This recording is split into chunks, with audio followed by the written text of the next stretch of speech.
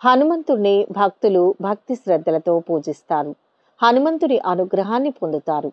మంగళవారం మీరు హనుమాన్ ఆలయానికి వెళ్ళి పూజించవచ్చు. హిందూ మతంలో వారంలోని ప్రతిరోజుకు దాని సొంత ప్రాముఖ్యత ఉంటుంది. ఒక్కో రోజు ఒక్కో దేవుడికి అంకితం చేస్తూ ఉంటాం. ఆ రోజున ఆ దేవుణ్ణి పూజించడం వల్ల భక్తులు తమ కోరికలు తీర్చుకుంటారు. దేవుడి పూజ మాత్రమే కాదు, హిందూ మతంలో పని కూడా వారాన్ని బట్టి విభజిస్తారు. ప్రతిరోజు అన్ని పనులు చేయడం మంచిది కాదు. నిషిద్ధమైన పని చేయడం వల్ల ఆర్థిక నష్టం, ఇంట్లో అశాంతి ఏర్పడుతుంది. అయితే మంగళవారం అస్సలు చేయకూడని పనులు ఇవి. ఈ విషయాలు ఈ వీడియోలో తెలుసుకుందాం. అంతకంటే ముందు మీరు మొదటిసారి మా ఛానల్ను కనుక చూస్తున్నట్లయితే వెంటనే సబ్స్క్రైబ్ చేసుకోండి. అలాగే ఎప్పటికప్పుడు మేము పెట్టే లేటెస్ట్ వీడియోల కోసం పక్కనే ఉన్న బెల్ సింబల్ను క్లిక్ చేయండి. ఇలా చేస్తే మేము ఎప్పుడు కొత్త వీడియోలు పెట్టినా మీకు నోటిఫికేషన్ ద్వారా వస్తుంది. ఇక విషయంలోకి వెళ్తే, మంగళవారం హిందూ మతంలో హనుమంతుడికి అంకితం చేశారు. హనుమంతుడిని భక్తులు భక్తి శ్రద్ధలతో పూజిస్తారు. హనుమంతుని అనుగ్రహాన్ని పొందుతారు. మంగళవారం మీరు హనుమాన్ ఆలయానికి వెళ్ళి పూజించవచ్చు. కాబట్టి ఈరోజు కొన్ని పనులపై నిషేధం ఉంది. ఆ పనులు సక్రమంగా చేసినా ఈ పనులు తప్పవు. మంగళవారం ఎలాంటి వస్తువులు కొనకూడదో తెలియజేస్తాం. మంగళవారం ఈ పనిని అస్సలు చేయకండి. ఈ వస్తువుని కొనకండి. కొత్త ఇళ్ళు, భూమి పూజ. మంగళవారం కొత్త ఇళ్ళు కొనకూడదు. కొత్త ఇళ్ళు కొని భూమి పూజ చేస్తే ధన నష్టం కలుగుతుంది. కుటుంబ సభ్యులు అనారోగ్యానికి గురవుతారు. ఇంటి పెద్దకు ఇది అశుభం అని చెప్పబడింది. అంగారకుణ్ణి భూమిపుత్ర అంటారు. నలుపు రంగు దుస్తులు, ఇనుప వస్తువులు.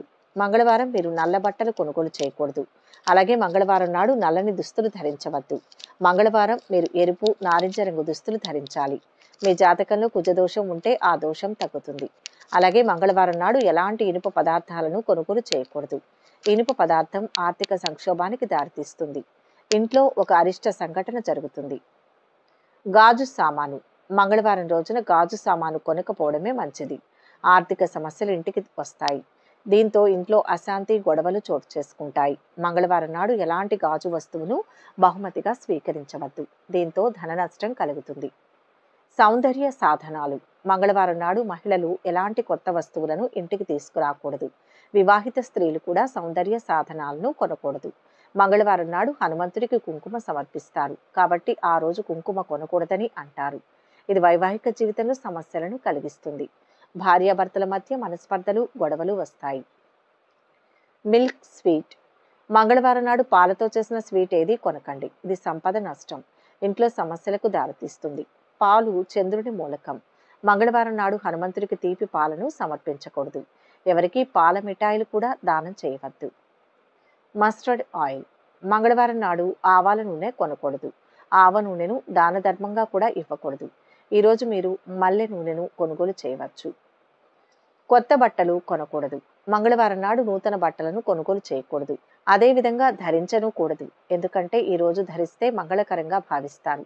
ఈ రోజు నూతన బట్టలు ధరించడం వల్ల అవి ఇతర కారణాల వల్ల ఏదోలా చిరిగిపోతాయని నమ్ముతారు.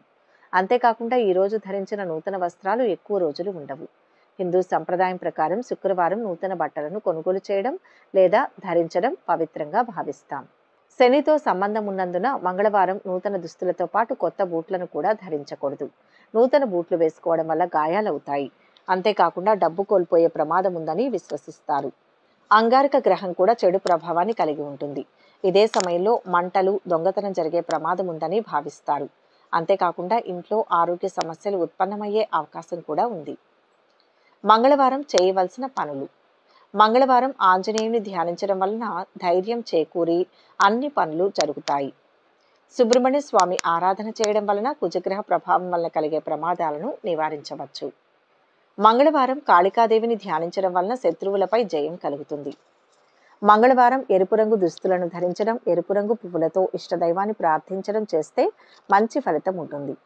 జాతకంలో కుజగ్రహం వక్ర దృష్టితో చూస్తే ఎరుపు రంగు దుస్తులను ధరించకూడదు. మంగళవారం అప్పు తీరిస్తే ఆ అప్పు తొందరగా తీరిపోతుంది. మంగళవారం నాడు మన బ్యాంక్ అకౌంట్లో ఎంతో కొంత మనీ వేయడం వలన అభివృద్ధి చెందుతూ ఉంటుంది.